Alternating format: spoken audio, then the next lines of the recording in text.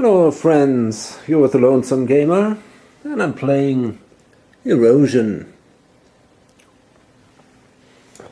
And we've been through Era 1 and player 2 sadly managed to gain 20 points and therefore is far in the lead. So it's probably gonna not be an extremely interesting second era, but maybe if all play against him, there might be a chance for the others left. So now we've shuffled the deck. All cards that have been left on the table were the mountains, and now we dealt the challenge cards, and player 1 has the Mississippi Delta that gives him 4 points. Score the bonus points at the end of the game if you have the most metamorphic rocks in your delta. So these are the rocks from these stack here. Rock debris that makes up the Mississippi Delta comes from mountains rich in metamorphic rock, the Rockies and the Appalachian Mountains. So that's now an additional task for player 1. Player 2 has Ganges Brahmaputra. Score the bonus points at the end of the game if you have the most rocks in your delta. So these would be 3 points. World's largest delta with more than 500 million tons of sediment deposit each year.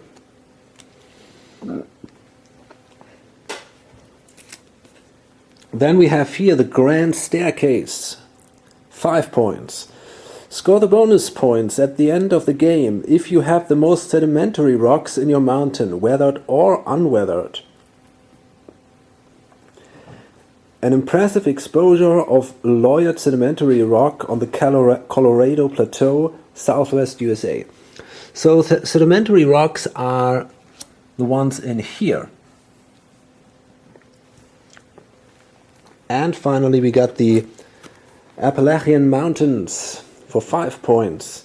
Score the bonus points at the end of the game if you have the most weathered rock on your mountain. One of the world's oldest mountain ranges and formed 450 million years ago. Okay, so let's see what the second era now brings us. Okay, player 1 starts off with a landslide, which is pretty impressive. Half of weathered rocks to the river, rounding up. So that means now these are here 4 cards. That's pretty cool. And that also means, of course, that the player can draw now 4 cards, and that is actually the normal draw limit right now because of the hypoxic age and the arid age. So the sedimentary rocks and the metamorphic rocks have a draw limit of 1. So player 1 plays monsoons. Your draw limit for the F deck is 2 regardless of the atmosphere. That might be useful because he wants these rocks from the F deck to bring then the rocks from the river in his river delta, because he has this Mississippi Delta goal here. In post-Cretaceous Eurasia, the uplift of the Tibetan Plateau annually forces moist winds to rise, producing prodigious rainfall and feeding 8 of Earth's large rivers.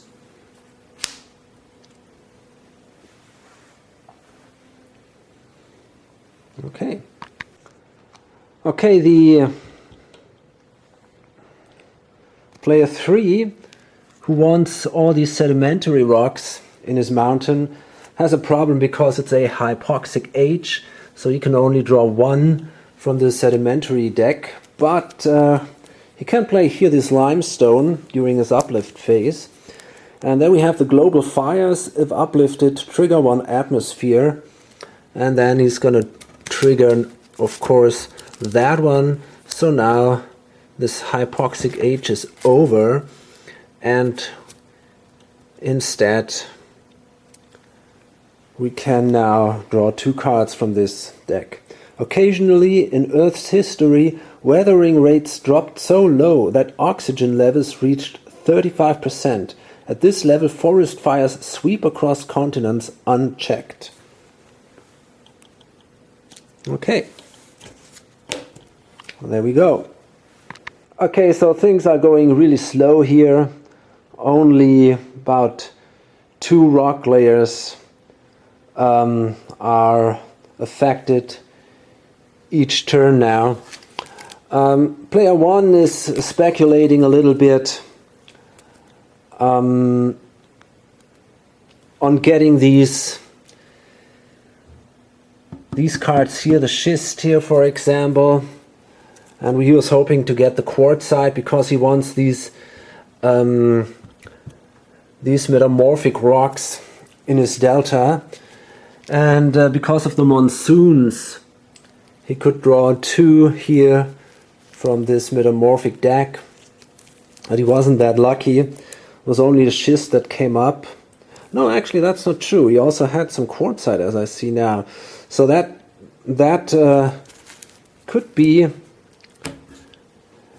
a good position for him, but now sadly player 2 he plays the braided now, and player 2 also wants a big delta, the most rocks in his delta basically. Now he discards 3 rocks, 3 rock types, the schist. Maybe he's got something else that would be more helpful. No, he doesn't. So he discards the schist, the limestone, and the basalt, and can grab these 3 cards and bring them into his delta. So again, 6 points here for player 2, and on the right way for this Ganges Brahmaputra card. Okay, again nothing shocking happened. Player 3 is trying to uplift his mountain with these sedimentary rocks, and layer by layer it goes on, but that's a really long-term process now. Player 4 manages to do a fluvial process, plays these meanders here, has to discard 2 rocks. This is going to be the basalt and the conglomerate.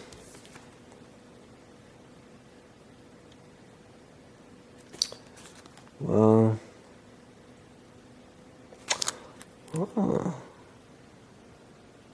maybe that's a good one. So yeah, the basalt and the conglomerate, and then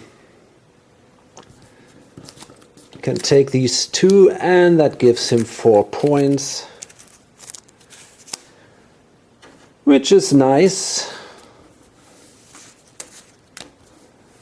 But yeah, nothing spectacular happens now. Okay, so he plays that one, the rock fall, player 1, 2 weathered rocks to the river, and he weathers his own mountain now, or hill slopes his own mountain, with the idea, but he's got to be lucky here. Then in the next turn he might be able to grab the quartzite, the schist, and the sandstone. So that's that would be a great combination, because it would give him 2 of these metamorphic rocks in the delta. But it's kind of unlikely that that no one else will grab a few stones out here. Although quartzite is not that common, so maybe he's lucky. Player 2 is simply drawing a few more cards. So, wait a second. Actually, I'm allowed to also draw 2 cards first. So I think I might actually draw...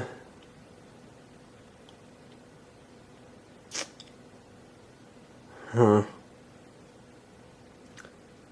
think I'm gonna draw one from here and even another one here from the fluvial deck, which is pretty soon empty, by the way. And then I can uplift my mountain by 1 layer. So that's kind of cool. We ended up indeed with another quartzite here. We've drawn that from here. So we have a good chance that we can make a lot of points in the next turn now. And, well, that's more or less the same. I think I'm gonna use that for uplift here. Okay, cool. Now player 2 is gonna draw 4 cards.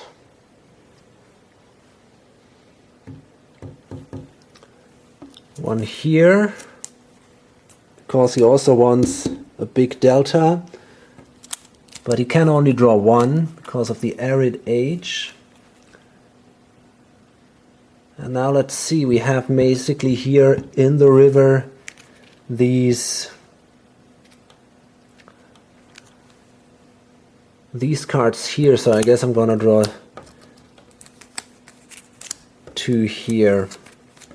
Okay, and then I got my hand size of 6. Okay, and actually player 3 can do a fluvial process here by discarding that one, braid it, and that really sucks now for player 1 who wanted these fluvial, these metamorphic stones in his delta, because that's exactly these are exactly the ones player 3 will grab now. The schist, the quartzite, and finally he's got some sandstone here. So that allows him to take these 3 cards. 6 points, pretty awesome, and pretty bad for player 1 actually. He's now has all these fluvial cards in his hands, and that's not so great actually. Okay, bad luck here. Okay, at least player 1 has the meanders card. Discard exactly 2 rocks to move the same rock types from the river to a delta. So he can at least grab these 2, the quartzite and the limestone. And now the river is actually empty, and we've seen now a lot of these fluvial processes, which isn't that interesting, I think, but now obviously we need some more erosion going on. Okay, now player 2 has actually managed to draw the last card for the fluvial processes. Could be an advantage for him. He wants that Ganges, Brahmaputra delta. So he now has 2 of these cards left, and maybe that gives him the option to gain a few more, or at least 1 more fluvial process.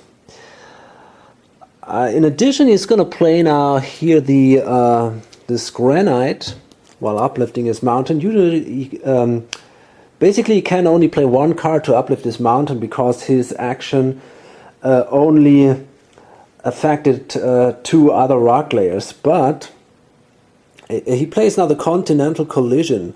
Upon uplift, uplift half the cards remaining in your hand, rounding up, and trigger 1 atmosphere. So that's definitely pretty cool. The collision of India into Asia, forming the Himalayas, has vastly increased the removal of greenhouse gases. Only negative feedback stops the Earth from becoming a permanent ice ball. Okay, so let's see now. What can we do? Well, do we have anything which would allow us to draw?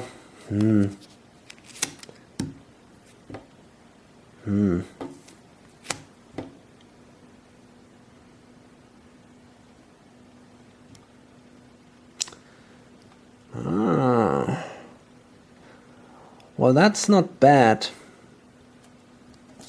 Schist, here, the glacier. If you hill slope your own mountain and it's 4,000 meters or more, one rock hill slope goes into your delta instead of the river. So that's a pretty cool idea.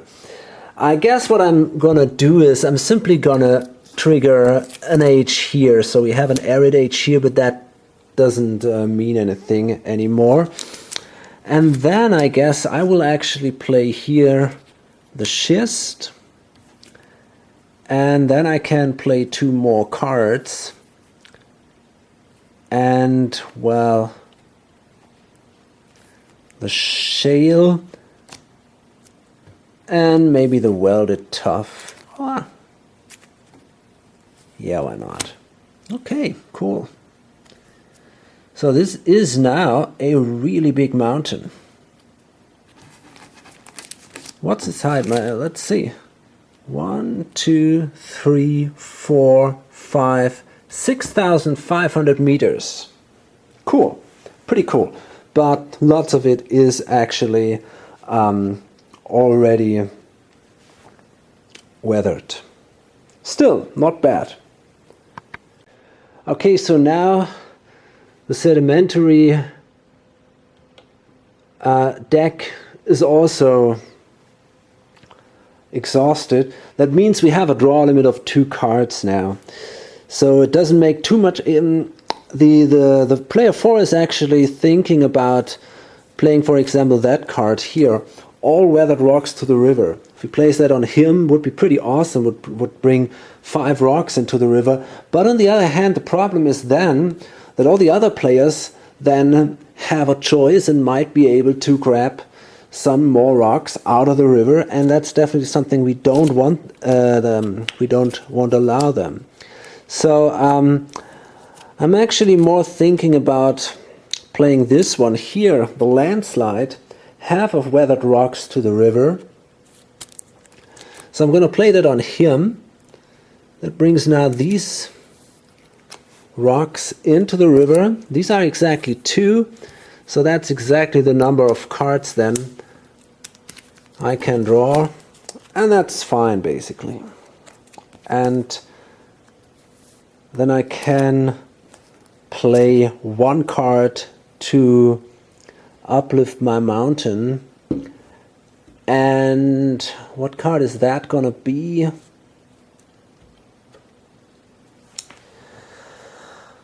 Oh, let's see.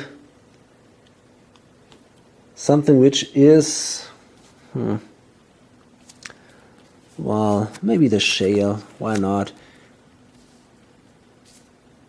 Okay, well, now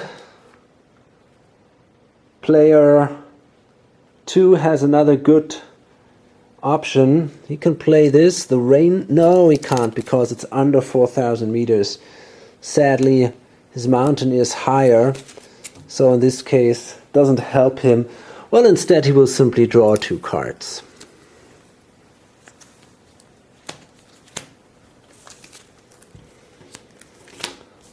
Let's see if there's anything interesting for, well,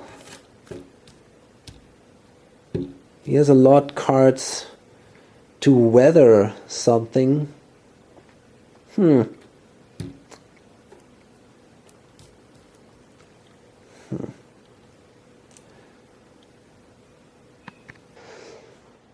So he wants these type of rocks with the WX. the sedimentary types in his mountain. So therefore he's going to do some landslides here.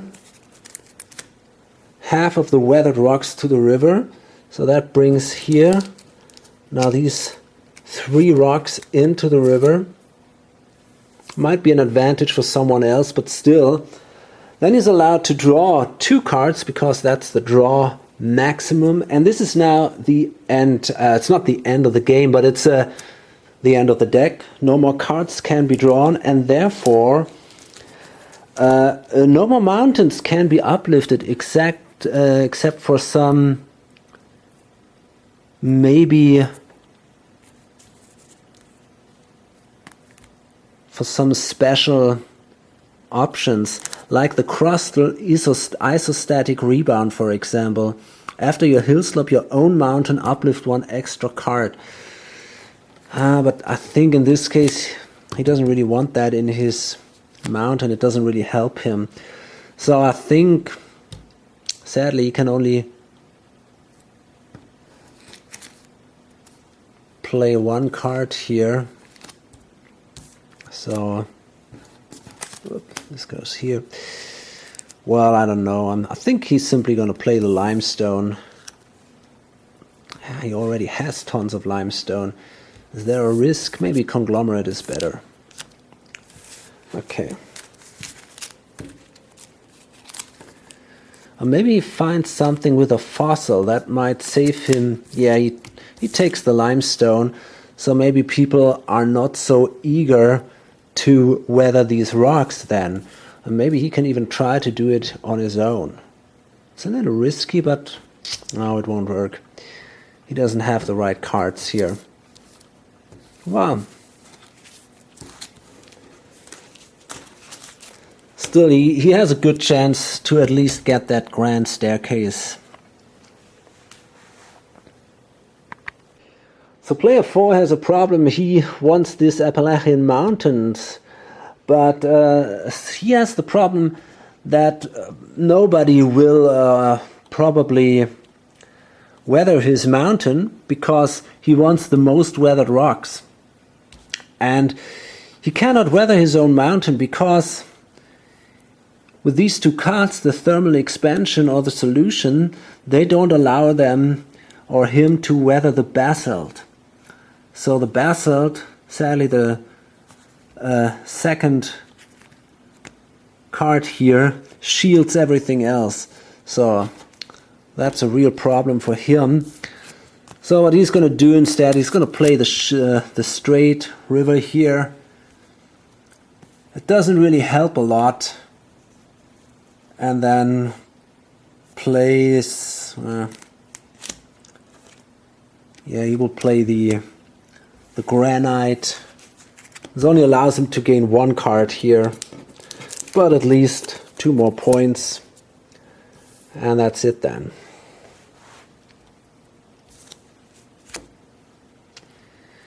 Does he have any basalt left in his hand? No, he doesn't. Otherwise he could, because of the upwelling mantle plume, he could uplift his mountain,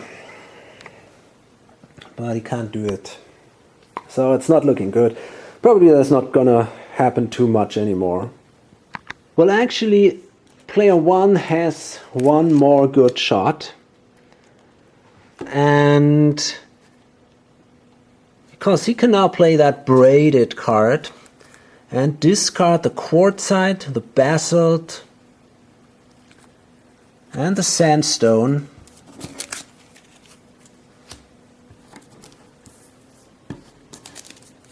And that gives him now 6 more points. So that's not so bad. And now probably I don't see how player 2 will make it now to create his delta, his Ganges Brahmaputra delta. I think that won't happen anymore. And maybe if he's lucky, actually player 1 might have created the Mississippi delta, but I'm not sure about that. Depends on how many of these metamorphic rocks are in the delta if there are more than in the others. Okay, now I think player 2 is going to pass. I mean, he's pretty far ahead. He's got a high mountain, some points in the delta. So I think that should be still enough. Apart from that, he's got these 2 fossils. So maybe if he's really lucky, the other players are not able to hill slope them. But I have my doubts here. On the other hand, he's not willing to weather the other mountains simply because we have here 2 fossils and they give a lot of points if they cannot be hill sloped. And here are even 3 fossils at the top. So that's also a problem. And of course this guy, he wants someone to weather his mountain, because then he could maybe get this bonus card here with the Appalachians. But so it's a good time for him now to pass. And if he should pass a second time, the game is over. So let's see if there is something the other players won't do. Well, they definitely want to hill slope these 2 cards. I think that's for sure. Maybe we got something. This only counts. This is only possible for mountains under 4,000 meters, but we can simply play the rockfall here to piss this guy off at least a little bit. 2 weathered rocks to the river. So that's kind of neat. No fossils for player 2 here.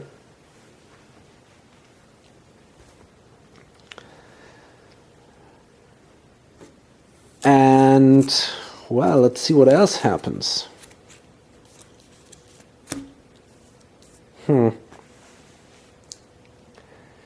He's still not able to really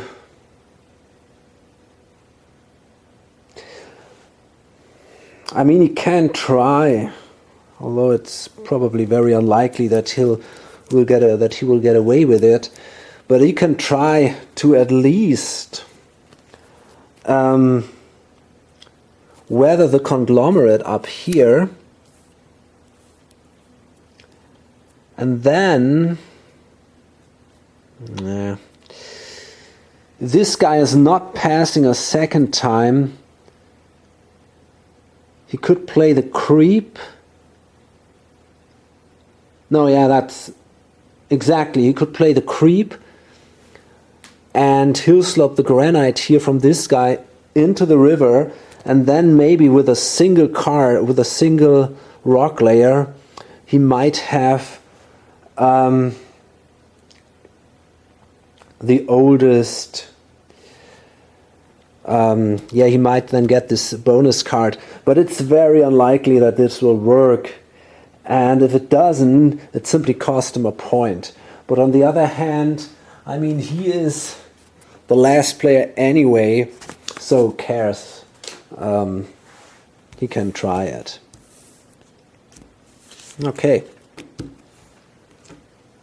Okay, so overall, player 2 is not that happy anymore with the situation because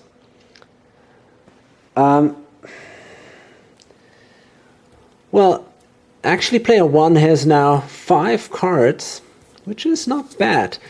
And he might in addition get this Mississippi Delta. So maybe it's going to be close for player 2. But on the other hand, if he really tries to weather some stones here or something, that might end up in a disaster because of these fossils. So I guess I'm not going to do anything more here. Can I weather my own mountain? Does that help? Well, I could, but I would exactly stop here at the granite, and that means that I cannot, at the shale, and that means that I cannot come to these fossils here. It's sad now, we got this granitic batholith intrusion. You may spend your turn to uplift all granite in your hand, and we have now 3 granite, but sadly this card is not here in the mountain, so it doesn't really help us, and there is no way to get an uplift action here. At least I don't think so. There. Wait a second. Well, we could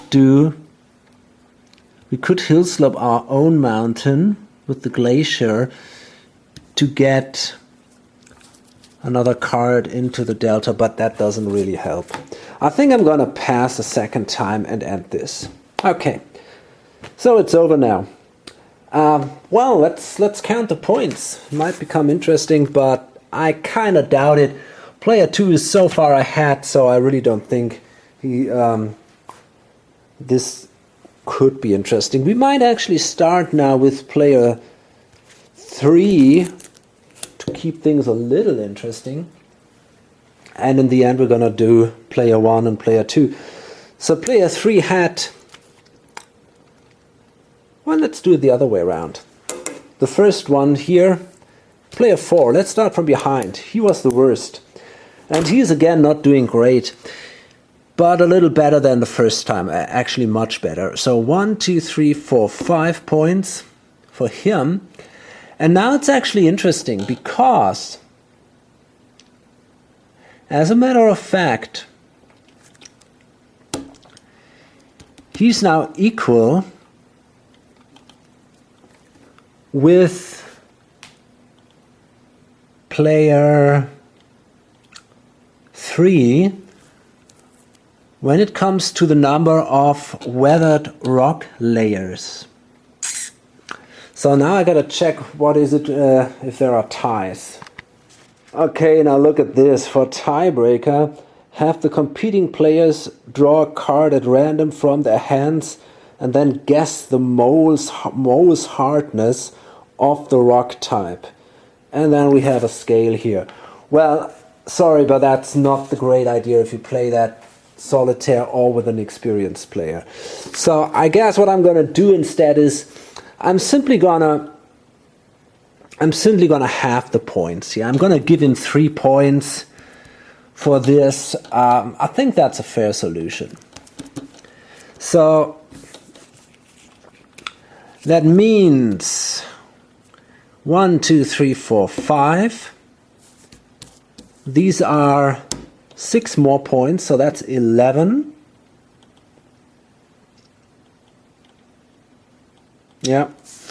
And then Appalachian Mountains, 3 more, so that's 14. Hey, that's not bad. I'm gonna write that down here. Again, it's a little hard for me to write with my left hand. But okay, so overall, this guy is now at 19 points, which is only 1 point less than player 2 had after the first turn. Oh man.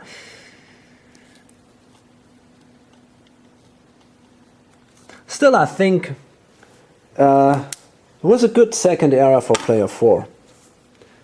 Especially because of this, sadly only half of the reward here. Now let's see what player 3 could do.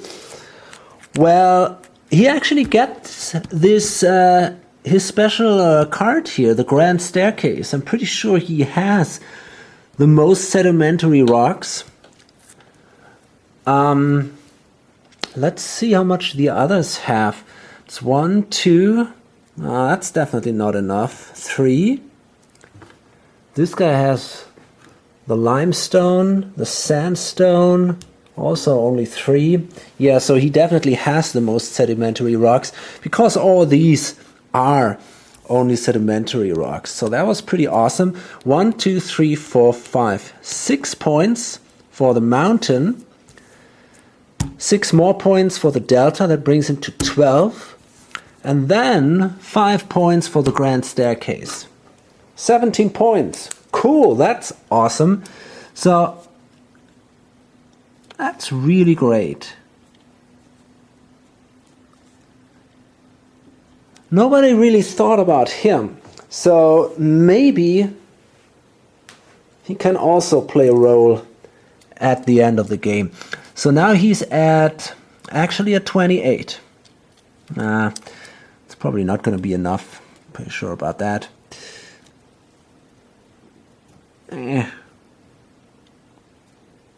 Okay. Okay, now it's going to be interesting. We see the last players.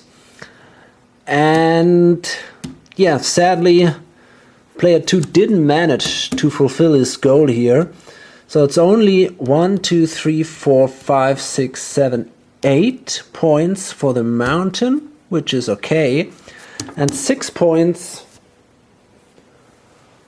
for the river delta. So that's also a good one. That's 14 points.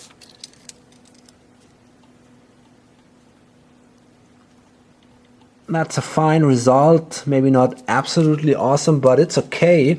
That brings him to 34.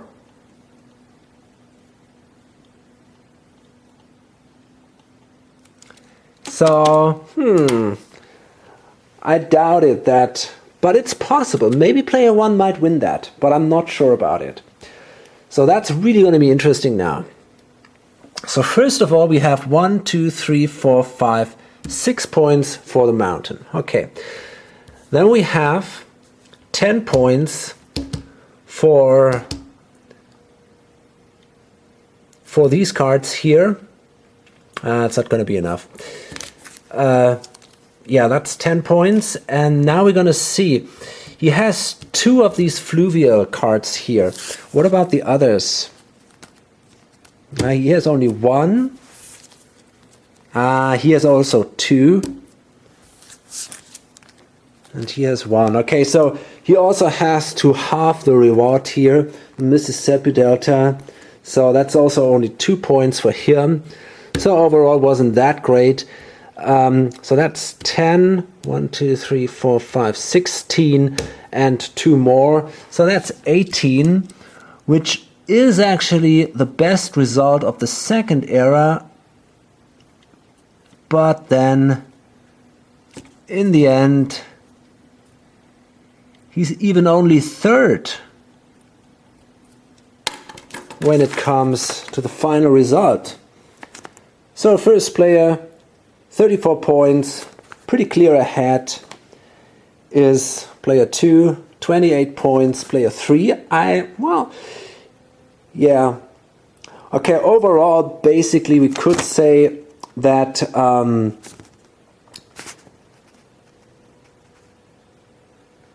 that it's the same result as we had after the first era.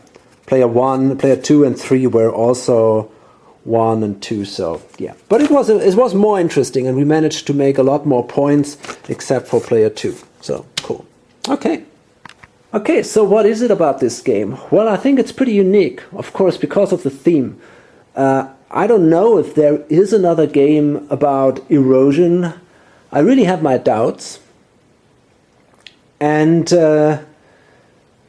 what I like about this game is that it's not like you just have the mechanics and then some weird theme is just laid over it, as you have, for example, in, I don't know, I always have to remember Race for the Galaxy if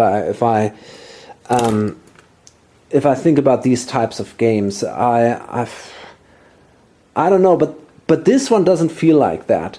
It really makes a lot of sense.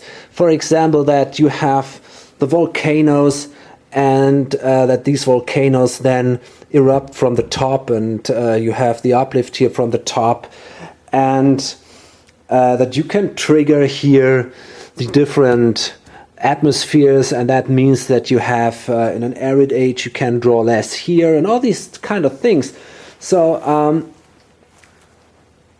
in a way it feels all real. It makes kind of sense. I mean, I'm no geologist, so I'm not, of course I cannot really say that, but I've seen a few documentaries, so I think from what I know it makes a little sense.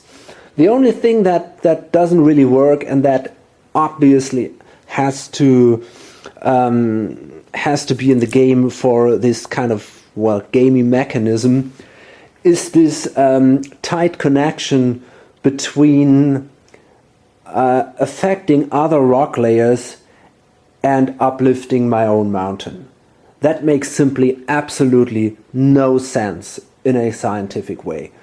But hey, who cares? I mean, that's the only thing, and I think that works fine. It's yeah, it doesn't bother me.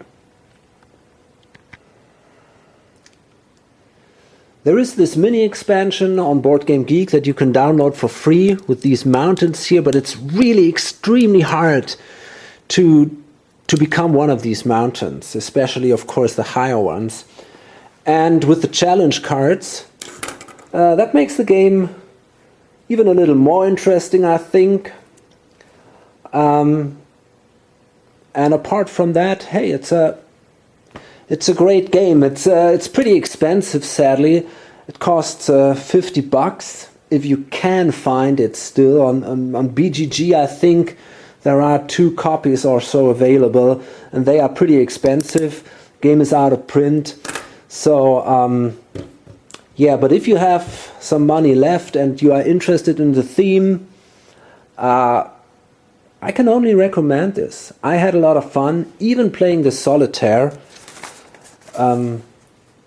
And I bet it's even better if you play it with a few people who can enjoy this scientific theme. Yeah, okay. So thanks for watching, and hope to see you on the next video or on lonesomegamer.com.